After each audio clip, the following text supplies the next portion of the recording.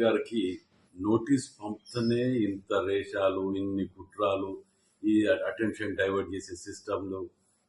అంటే మీరు ఏది చేసినా చట్టం మిమ్మల్ని ఏం చెయ్యొద్దనా? మీరు నిజాయితీ పరులైతే నీ బిడ్డ చెప్పిన దానికి జవాబు చెప్పు. నువ్వు నిజాయితీ పరుడు అయితే చక్కగా వెళ్ళి సిటీకి ఏం జరిగిందో వాళ్ళు అడిగిన ప్రశ్నలు చెప్పి నీ నిజస్వరూపాన్ని, నీ నిజాయితీని తెలియజేసుకో. అంతేగాని ఈ ర్యాలీలు, ధర్నాలు, ఈ న్యూసెన్స్ ఇవన్నీ పెట్టి ప్రజలు డైవర్ట్ చేసి సింపతి పొందటానికి మీరు చేసేది అన్ని చేస్తూనే ఉన్నారు కదా.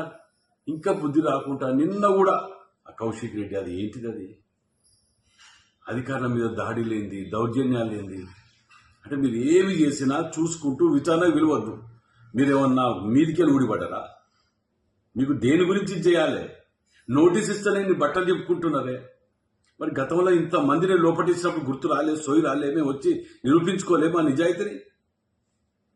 అది వదిలిపెట్టి ఈ రాధాంతం ఏంది, టీవీలలో ఈ న్యూస్ ఏంటి, ఇక్కడ బయట తీసుకొచ్చి ప్రజలను తీసుకొచ్చి నిరసన తెలిపితే అన్ని మాఫ్ అవుతాయా? చేసిన పాపాలన్నీ పోతాయా?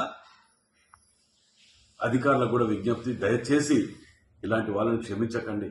మీ యొక్క వృత్తిపరమైన న్యాయమైనవి ఏది ఉంటే అది చేయవలసిందిగా విజ్ఞప్తి చేస్తున్నా. దేనికంటే దీంట్లో వీళ్ళు చేసే తప్పులు, మంది మార్బల్ నేర్చుకుని దాడిలు, దౌర్జన్యాలు, తిరగబాటు చేసినట్టు మాట్లాడి ఏమనంటే ఉద్యమం దానికో పేరు పెట్టి చేసేటి అన్ని దొంగతనాలు, పేర్లు, ఉద్యమాలు.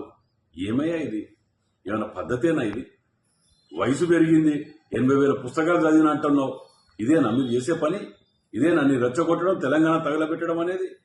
బిడ్డ, ఇక్కడెక్కడ గొడవలు జరుగులు, ఎక్కడ ఏది జరిగినా అది మాత్రం మంచి పరిణామం కాదు. తెలంగాణని ఇదివరకే అప్పుల పాలు చేసి సర్వనాశనం చేసి మళ్ళా మాయమాటలతో చెప్పి అధికారంలోకి వస్తే మళ్ళీ ఏదో వస్తాం, రాబోతాం, వస్తే 3 ఏళ్లలో చింపుతాం, చేస్తాం.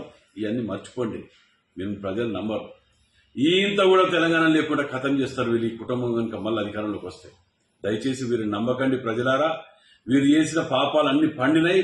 అవి చివరి దశకు వచ్చినాయి కాబట్టి ఇక ఆ దోచుకున్న డబ్బుతోటి మందబలం చూపించి ఎట్లా పడితే అట్లా మాట్లాడితే వీళ్ళు చేసిన పాపాలన్నీ పోతే అనుకుంటున్నారు. ఇలా సొంత బిడ్డ చెప్పినా బుద్ధి రావట్లేదంటే ఇంకా వీరికి ఎవరు చెప్తే బుద్ధి వస్తుందో అర్థం చేసుకోవాలని విజ్ఞప్తి చేస్తున్నారు.